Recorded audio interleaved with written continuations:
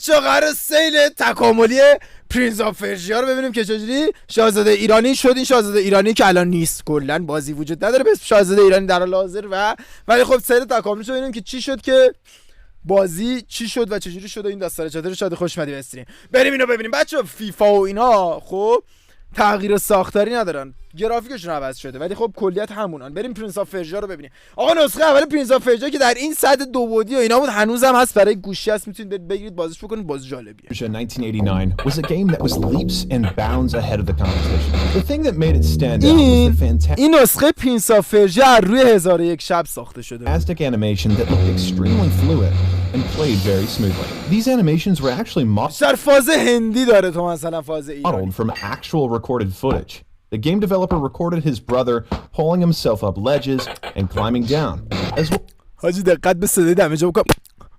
well as other activities that occur in the game. These were then animated into the game itself قشنگ یارو با دهن نشسته در آوردم. through rotoscope. This was also the very first game to actually use the چرا rotoscope خدایش خیلی technology. جذابیت داره. Prince of Persia 2, The Shadow این دوشه. 1993.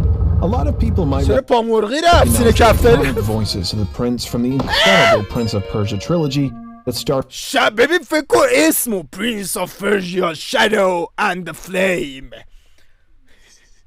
بعد سیسه بازیه. from 2003. However, Prince of Persia 2, The Shadow and the Flame was the very first game in the franchise to utilize voice acting. خیلی داغونه اینا چی؟ آهنگار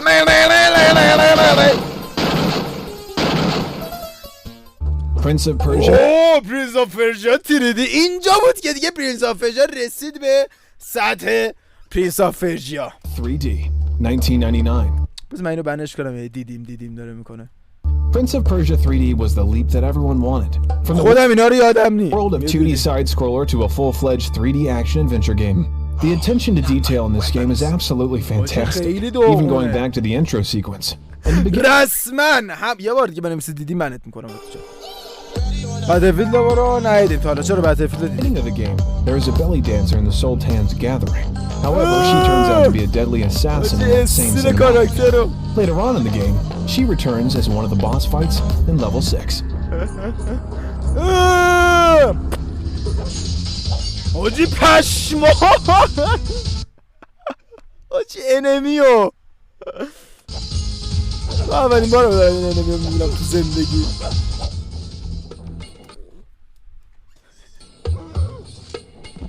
Prince of Persia, The Sands of بالاخره پرنس آف پرژیا سنز آف تایم. آقا این اولین نسخه درست حسابی پرنس آف پرژیاه که خود سازنده بازی گفته بود برای اینکه بتونم خیلی ارتباط برقرار کنم با محیطای بازی و اینا شاهنامه رو نشسته بودم خونده بودم. خود سازنده بازی گفته بود که شاهنامه رو خونده و این بازی رو ساخته که هیچ ربطی به شاهنامه نداشت البته اصلا.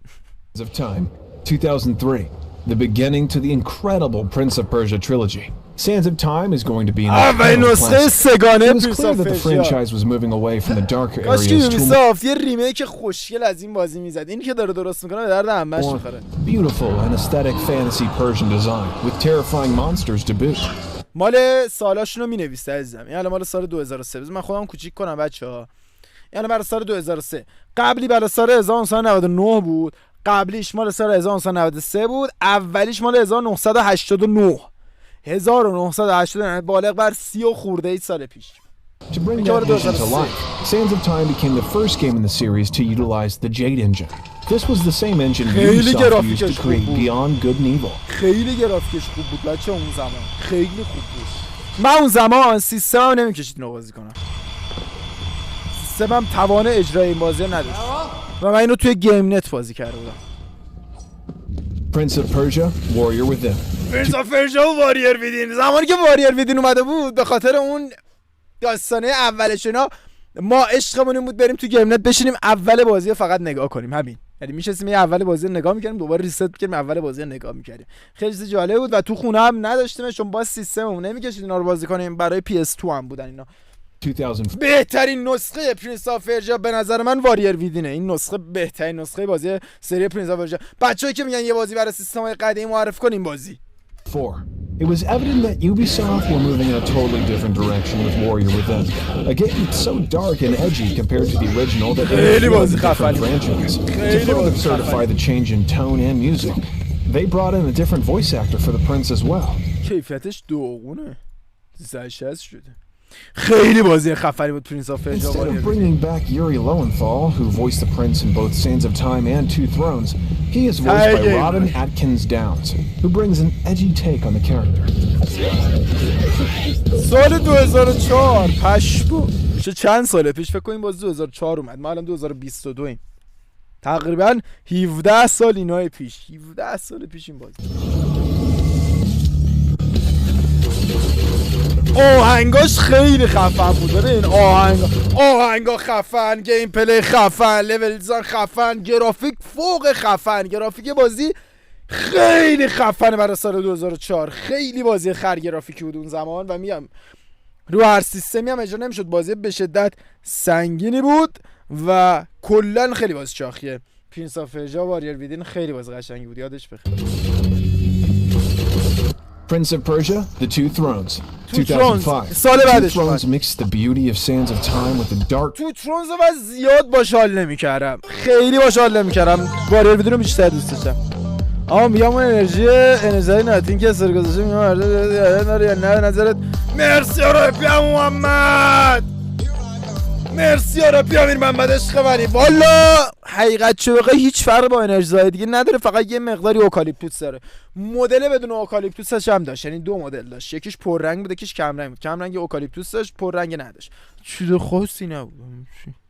نه Darkness of Warrior Within, combined with a much darker narrative. واریر ویدین داستانش هم توی بابل بود. At the start of the game, the Empress narrates the events of the last game, saying, quote, "Somehow when the prince journeyed to the island of time to escape death, he returned alone." این هم خفن بود ولی نه بنز واریر ویدین. The amulet destroyed, the Dahaka appeased, the Empress dead. The prince was free at last. ضحاک هم داشت. But this is not how it happened. This line is a reference to the bad ending of Prince of Persia: Warrior Within, making us aware that the good ending is in fact canon. واه بچه میدونستین پرنس آف پرژیا، قبلا گفتم اینو 100 بار، پرنس آف پرژیا در از پدر اساسینز کرید علاوه ساختار و بازی، منظورم داستانی نیست بازی، این در اصل پرنس آف پرژیا اگر نبود اساسینز کرید هم نبود و در اصل قرار بود اول اساسینز کرید یکی از نسخه‌های پرنس آف پرژیا باشه، بعد به خاطر اینکه خیلی بازی تغییر پیدا میکنه نسبت به پرنس آف پرژیا ترجیح میدن که اسمش رو عوض کنن، یعنی کلا بکننش اساسینز کرید.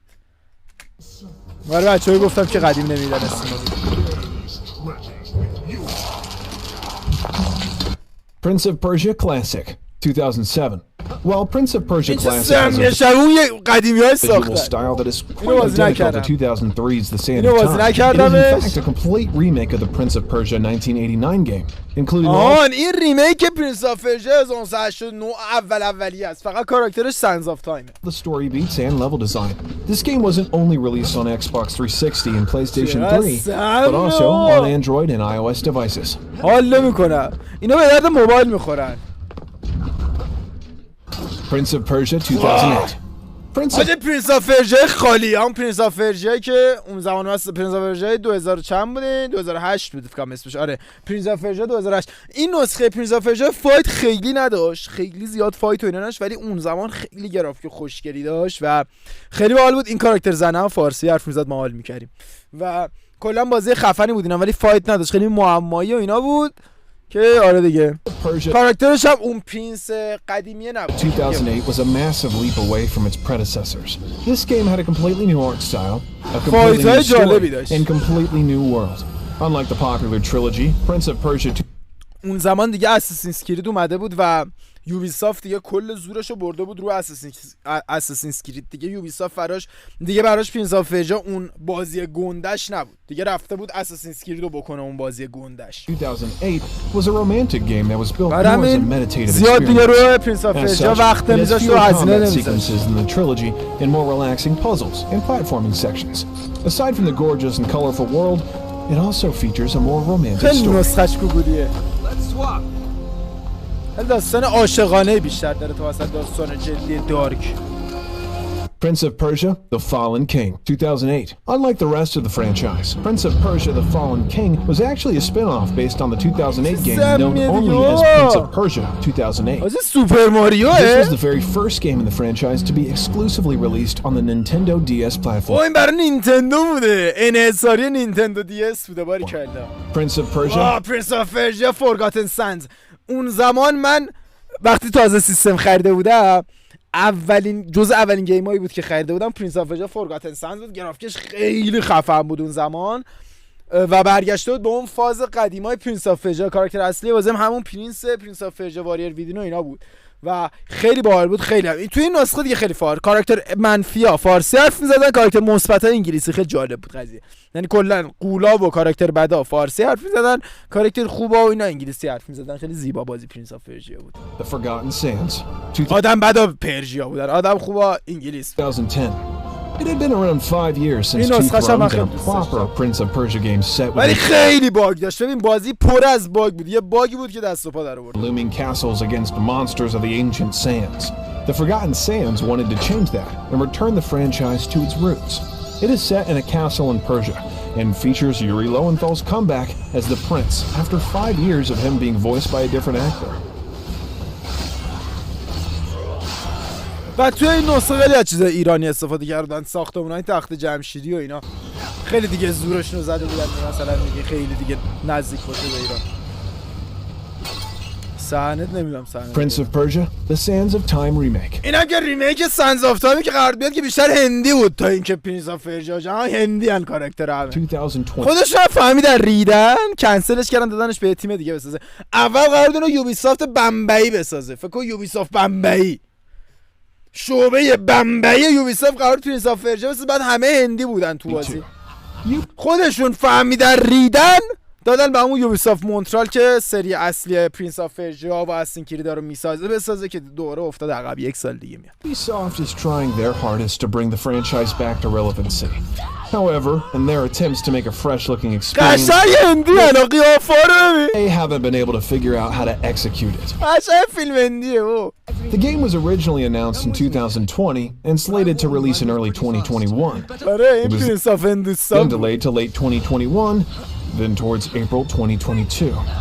However, as it stands, the game is now slated to release in March of 2023.